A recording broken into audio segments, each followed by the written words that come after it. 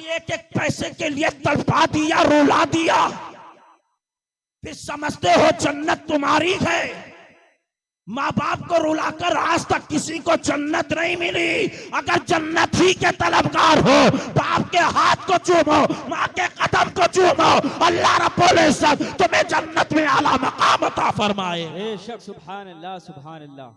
जैसे सैफा ने कहा, दबाने में लगे के अल्लाह अकबर, भाई भाई की नहीं बन रही के, माँ बाप बेटों की नहीं बनती के। आज घर में एक दूसरे से इंसान नफरत करता हुआ नजर आ रहा है, कोई प्यार से बात करने के लिए तैयार नहीं के। जब तक बच्चे थे माँ बाप से मोहब्बत करते रहे, जैसी जवान क्या हुए के माँ बाप को धक्का देना शुरू कर दिया, फिर साहिब समझते हैं अल्लाह की रहमतें उतरेंगी, खुदा की नेमतें उतरेंगी। लेकिन याद रखो साहिब, अगर अल्लाह की रहमत के तलबगार हो, खुदा की रहमत के उम्मीदवार हो, तो तुम्हें अपने माँ बाप से अलैदगी नहीं इख्तियार करनी है। तुम्हें दुनिया के अंदर फसाद नहीं बर्पा करना है, तुम्हें दुनिया के अंदर नफरतों का जाल नहीं बिछाना है, बल्कि मुस्तफा जाने रहमत ने जो तुम्हें तरीका दिया है उस तरीके पर चलकर दिखाना है। मुस्तफा जाने रहमत ने जो तुम्हें तरीका बताया है उस पर गामजर होकर दिखाना है। जो मुस्तफा ने शरीयत दी है, शरीयत को अपने सीने में पैबस्त करके दिखाना है। फिर शान इतनी बुलंद हो जाएगी, हाथ तुम्हारे उठा करेंगे और दुआ बगदाद का दूल्हा कबूल किया करेगा। जिंदाबाद, जिंदाबाद। पहचानो यार अपने आप को, पहचानो कि अल्लाह ने तुम्हें क्यों पैदा किया है। आज हर घर की कहानी है कि इंसान आपस में लड़े मरे जा रहे हैं। कोई 2 बीघा जमीन के खातिर किसी का कत्ल कर रहा है, कोई 1 गज के खातिर अपने भाई का गला काट रहा है। जब तक बच्चे थे माँ बाप से प्यार था, जवान हो गए, पैसे कमाने लगे, माँ बाप से अलैदगी इख्तियार कर ली। अब ना बाप की खबर ना माँ की खबर, माँ बाप किस हाल में जिंदगी गुजार रहे गए। साहिब फिर समझते हो मुस्तफा की शफात मिलेगी। याद रखो, अगर मुस्तफा की शफात के उम्मीदवार हो तो माँ बाप को सीने से लगा लो, फातिमा का बाबा तुमको अपने सीने से लगा लेगा। बात समझ में आ रही है तो तड़प के बोले सुभान अल्लाह। ना समझ में आए आवाज हल्की करा लेना। लेकिन साहिब आज हमने मुस्तफ़ा के तरीके को छोड़ दिया है, तभी आज मुसलमान बर्बादी के रास्ते पर नजर आ रही है। कौन सा गुनाह मुसलमानों के अंदर नहीं है। अल्लाह पर झूठ मुसलमान बोल रहा है, गाली गलौज मुसलमान कर रहे हैं, सूद ब्याज का कारोबार मुसलमान कर रहे हैं, नमाज़ें मुसलमान छोड़ रहे हैं, माँ बाप को धक्का मुसलमान दे रहे हैं, भाई भाई का कत्ल मुसलमान कर रहे हैं। आज हर एक का गला घोटने के लिए तैयार नहीं है, आज हर एक का गला घोटने के लिए तैयार है। अगर भाई तरक्की कर दिया है तो उसे पस्ती पर लाने की जिद में अड़े है। ये इतनी तरक्की पर कैसे पहुंचा है, इसे बुलंदी कैसे मिल गई है, इसने आसमान को क्यों छू रहा है। ये तो हमारे साथ पड़ा बड़ा है, हमने इसकी जवानी भी देखी है, हमने इसका बचपना भी देखा है। इसने कहां से इतने पैसे कमा लिए हैं, ये घर पर घर बना रहा है, जमीन की जमीन खरीद रहा है। अल्लाह अकबर। आज हमारे सीनों में इतना हसद पैबस्त हो चुका है, हमें किसी की तरक्की बर्दाश्त नहीं है, किसी की बुलंदी बर्दाश्त नहीं है। अगर कोई 4 पैसे अच्छे कमा रहा है, हमें उसका कमाना गवारा नहीं है। आज मुसलमान अपने दुख से परेशान नहीं है, बल्कि दूसरे के सुख से परेशान नजर आ रहा है। आज मुसलमान अपने दुख से बेचैन नहीं है, दूसरे के सुख से बेचैन नजर आ रहा है। फिर मुसलमान समझता है कामयाबी क्यों नहीं मिलती है, बुलंदी क्यों नहीं मिलती है। वो नबी का कलमा पढ़ने वाले, वो मुस्तफा जाने रहमत से इश्क करने वाले, याद रख दूसरों के लिए गड्ढा मत खोद। अगर गड्ढा खोदेगा खुद ही उसी गड्ढे में गिरेगा। अगर बुलंदी चाहता है हाथ उठाकर उसके हक में दुआ कर दे, अल्लाह उसे भी बुलंदी अता फरमाएगा और अल्लाह तुझे भी बुलंदी अता फरमाएगा। नारे तकबीर, नारे रिसालत, नारे खासियत, फैज़ाने गौसे आज़म, फैज़ाने ख्वाजा गरीब नवाज, मसलके आला हजरत, मसलके आला हजरत, फैज़ाने सरकार मुफ्ती आज़म हिंद, फैज़ाने साजियो कुतुल मदार, नारे हैदरी। बताओ ऐसा हो रहा या नहीं होता। भाई भाई का दुश्मन बना बैठा है, 4 पैसे कमा लिए उसके रास्ते में गड्ढा कर दिया। भाई नीचे आ जाए जमीन पर, मैं ऊपर चढ़ जाऊं, चाहे मुझे इसका मर्डर क्यों ना करना पड़े, चाहे मुझे जेल क्यों ना जाना पड़े। ओ साहिब तुम मुस्तफा का कलमा पढ़ते हो, मुस्तफा से इश्क करते हो, क्या मेरे सरकार ने तुम्हें यही पैगाम दिया जो आज दुनिया में तुमने रंगीलियों में आकर दुनिया को पाने के चक्कर में अल्लाह अकबर हर एक का गला घोटते हुए नजर आते हो। साहिब अगर कामयाबी चाहते हो तो किसी के लिए गड्ढा मत खोदो।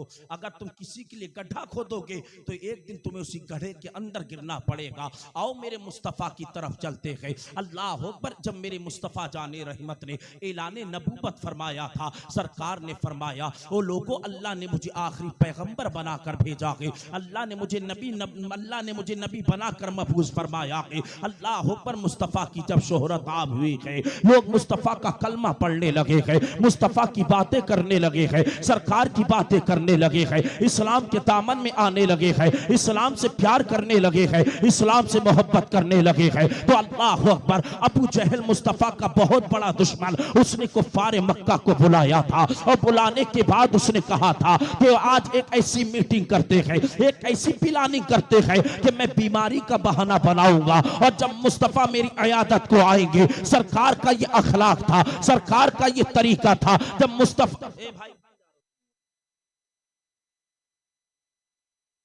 आने के लिए कह रहे मियां,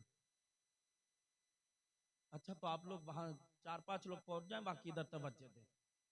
अल्लाह अकबर। मुस्तफ़ा जाने रहमत ने ऐलाने नबूवत फरमाया तो अबू जहल ने ये मीटिंग की कि सरकार को बुलाया जाए और मैं बीमारी का बहाना बनाऊंगा।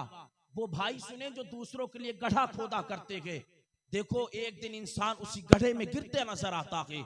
अल्लाह अकबर। मेरे सरकार के लिए मीटिंग सजाई गई, यार मुस्तफ़ा को बुलाया जाएगा, मैं बीमारी का बहाना बनाऊंगा और मैं अपने सहन अपने आंगन में एक गड्ढा खोद दूंगा। जब सरकार मेरी अयादत को आएंगे, मेरी जियारत करने के लिए आएंगे, इसलिए कि मेरे सरकार का ये तरीका था कि मेरे सरकार बीमार की अयादत के लिए तशरीफ ले जाया करते थे। सरकार का ये अखलाक था, सरकार बीमार की आदत क्या करते। अल्लाह अकबर। अबू जहल ने बहाना बनाया था, उसने ये खबर मुस्तफ़ा तक पहुंचाई है। इधर मेरे सरकार चले हैं, मेरे सरकार चले हैं अबू जहल को देखने के लिए कि अबू जहल बीमार पड़ा है। अल्लाह अकबर। मेरे सरकार जैसी चले गए, अबू जहल की दहलीज पर पहुंचे गए, फरिश्तों के सरदार जिब्रील आ गए, अर्ज करने लगे, या रसूल अल्लाह, अल्लाह फरमाता है आप आगे ना जाइएगा, इसलिए कि अबू जहल ने आपके लिए गड्ढा खोद कर रखा है। उसने अपने आंगन में एक कुआं खोद कर रखा है और उसकी मंशा ये है कि मुस्तफ़ा जैसे ही मेरी दहलीज को पार करेंगे, मेरे आंगन में आएंगे तो इस कुएं में गिर जाएंगे। माज़अल्लाह मैं सरकार के ऊपर से मिट्टी डाल दूंगा और सरकार का नाम मिट जाएगा, मोहम्मद का कलमा पढ़ने वाला कोई ना रहेगा। अल्लाह अकबर। अबू जहल ने ये प्लानिंग की। इधर आकर जिब्रील अमीन ने मुस्तफ़ा जाने रहमत को खबर कर दी है, मेरे सरकार अबू जहल की दहलीज पर पहुंचे हैं। जिब्रील आ गए हैं और अर्ज करने लगे, या रसूल अल्लाह आप इससे आगे ना जाइएगा। जिब्रील ने राज की बात बयां कर दी है, मेरे मुस्तफ़ा पलटे हैं। अबू जहल को खबर मिली है कि सरकार तेरी दहलीज से पलटे हैं। अबू जहल उठा है, अब जैसे उठा है दौड़ना शुरू किया है। अबू जहल भूल चुका था कि मैंने अपने आंगन में गड्ढा खोदा है। अबू जहल जैसी बिस्तर अलालत से उठा है और उठकर उन्हें दौड़ना शुरू किया है। आंगन में गड्ढा भूल चुका है। अबू जहल जैसी दौड़ा है, उसी गड्ढे में गिर गया है। जैसे अबू जहल गड्ढे में गिरा है तो अबू जहल ने अपने साथियों को पुकारा है कि मेरी मदद करो, अपने यारों को पुकारा है, मुझे इस कुएं से बाहर निकालो। अल्लाह अकबर। उसके यारों ने बड़ी कोशिश की है, उसके यारों ने बड़ी कोशिश की है, लेकिन नाकाम हो गए। रस्से को डाला गया है कि अबू जहल को बाहर निकाल लिया जाए, लेकिन अबू जहल को बाहर नहीं निकाल पाए गए।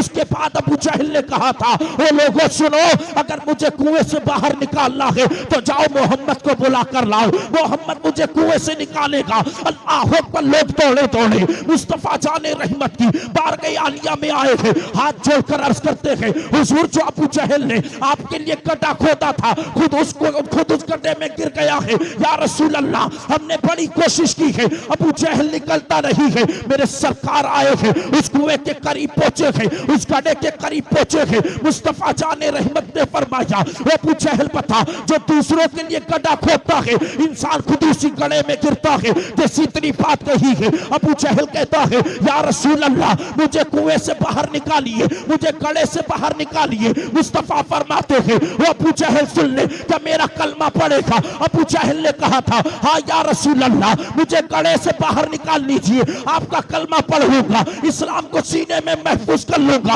आपको नबी होना तस्लीम कर लूंगा। मेरे सरकार ने उस कुएं के ऊपर हाथ डाला है, जैसी मेरे सरकार ने उस कुएं में हाथ बढ़ाया है, जैसी हाथ बढ़ाना किया था कि मेरे सरकार का हाथ बढ़ता हुआ चला गया। जहां रस्सा काम नहीं आ रहा था, जहां कुफ्फार की तदाबीर काम नहीं आ रही थी, मेरे सरकार ने जैसी हाथ बढ़ाया है हाथ बढ़ता चला गया है। अबू जहल ने मुस्तफा का हाथ पकड़ा है और उस गड़े से बाहर आया है। मुस्तफा फरमाते हैं वो अबू जहल चल मेरा कलमा पढ़ ले।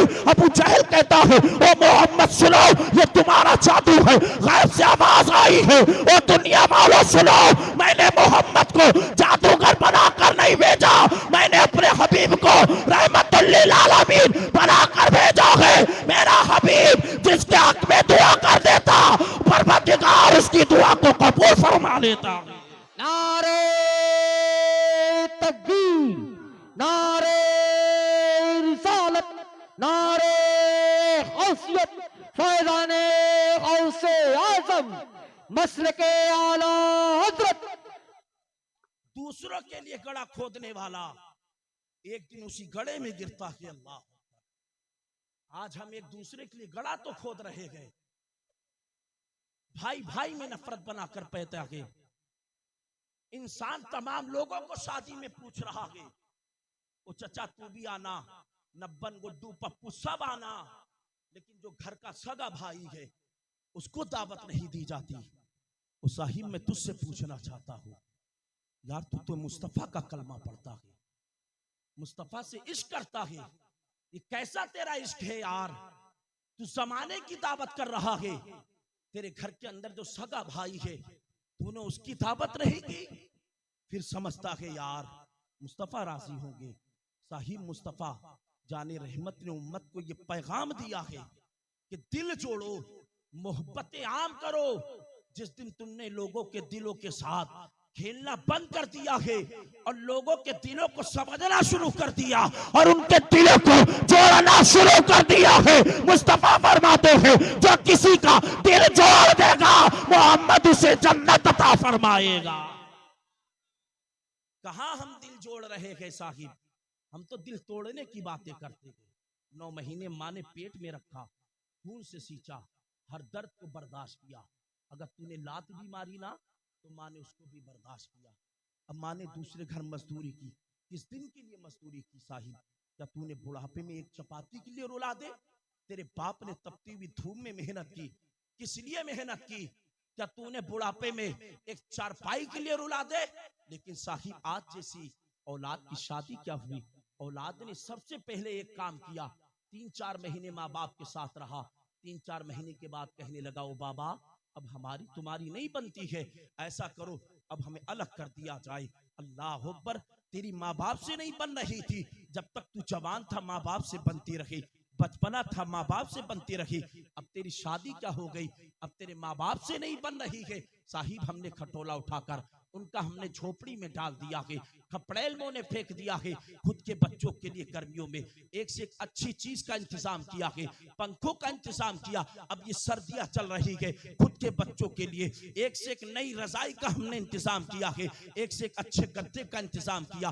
कभी हमने अपने बूढ़े माँ बाप से भी पूछा ओ बाबा तुझे किस चीज की जरूरत है, बाबा तुझे किस चीज की हाजत है? अल्लाह अकबर, हम नहीं पूछते हैं, फिर कहते हैं दौड़े दौड़े। कभी मौलाना जुबैर साहब के पास आएंगे, इमाम साहब को ऐसा ताबीज बना दो, इतना कमाते हैं बरकत नहीं होती। इमाम साहब को ऐसा वजीफा बता दो, इतनी मेहनत करते हैं पैसा पास में रुकता नहीं है। साहिब रुकेगा कहां से? माँ बाप को रुलाएगा तो पैसा रुक नहीं सकता है, माँ बाप को रुलाएगा तो तुझे कामयाबी नहीं मिल सकती है। अगर कामयाबी चाहता है तो माँ बाप को रुलाने की जरूरत नहीं है, बल्कि माँ बाप को इस दिल में बसा ले। जिस दिन तूने माँ बाप को इस दिल में बसा लिया, अल्लाह रब्बुल इज्जत गैब से तेरी मदद भी फरमाएगा और तेरी कमाइयों में रहमतें उतरना भी शुरू हो जाएगी।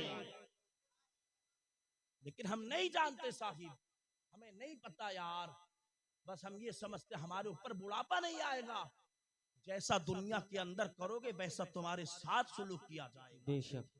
अगर बुढ़ापे में सुकून चाहते हो तुम्हारा बुढ़ापा ऐशो इशरत से गुजरे, तो पहले अपने माँ बाप को अपने सीने से लगा लो। बेशक। सुभान अल्लाह। अपने भाई बहन को अपने सीने से लगा लो, तब तुम्हारा बुढ़ापा सुकून से गुजरेगा। अल्लाह अकबर। मेरे नबी अलैहिस्सलाम के सामने एक दिन एक औरत आई, खातून आकर अर्ज करने लगी, हुजूर आंख में आंसू। मुस्तफ़ा फरमाते थे क्यों रो रही है? कहने लगी, हजरत जी मेरा जो शौहर है ना नमाज़ें भी पढ़ता है, मेरा शौहर है ना रोज़े भी रखता है, ज़कात भी देता है, हुजूर गज़वात में भी शरीक हुआ, दुश्मनों से मुकाबला भी किया, लेकिन हजरत जी आखिरी वक्त है, ज़बान पर कलमे तैयबा जारी नहीं होता। किसी मुस्तफ़ा के सामने कहा, सरकार फरमाते खातून तो अपने घर की तरफ चल, मैं अभी तेरे घर की तरफ आता हूँ। अल्लाह पर खातून चली गई। मेरे नबी ने अपने यारों को लिया, मेरे सरकार चले। चलने के बाद खातून की दहलीज पर पहुंचे, मुस्तफ़ा अपने दीवाने के करीब हुए। सरकार ने फरमाया पढ़ ला इलाहा इल्लल्लाह, लेकिन ज़बान पर कलमे तैयबा जारी नहीं होता। मुस्तफ़ा ने खातून से फरमाया ये बता क्या इसके माँ बाप में से कोई जिंदा है? खातून ने कहा हुजूर बाप तो जिंदा नहीं है, लेकिन इसकी माँ जिंदा है। सुभान अल्लाह। वो नौजवान सुने यार, जो दिल्ली जाकर जयपुर जाकर माँ बाप को भूल जाते हैं, जिन्हें ये फिक्र भी नहीं होती कि माँ बाप हमारा इंतजार करते होंगे, एक फोन उठाकर हम माँ बाप को कर दे और ये खबर दे दे वो बाबा हम खैर आफियत से अपनी मंजिल पर पहुंच गए। वो नौजवान सुने जो 4 पैसे कमाकर माँ बाप को लिए एक एक पैसे के लिए तड़पा दिया, रुला दिया, फिर समझते हो जन्नत तुम्हारी है। माँ बाप को रुलाकर आज तक किसी को जन्नत नहीं मिली। अगर जन्नत ही के तलबगार हो, बाप के हाथ को चूमो, माँ के कदम को चूमो, अल्लाह रब्बुल इज्जत तुम्हें जन्नत में आला मकाम अता फरमाए। बेशक। सुभान अल्लाह, सुभान अल्लाह। जैसे सैफा ने कहा, खातून ने कहा हुजूर बाप रही गए लेकिन माँ जिंदा है। मुस्तफा ने फरमाया माँ को बुलाया जाए। माँ आई, आंखों में आंसू थे। माँ ने कहा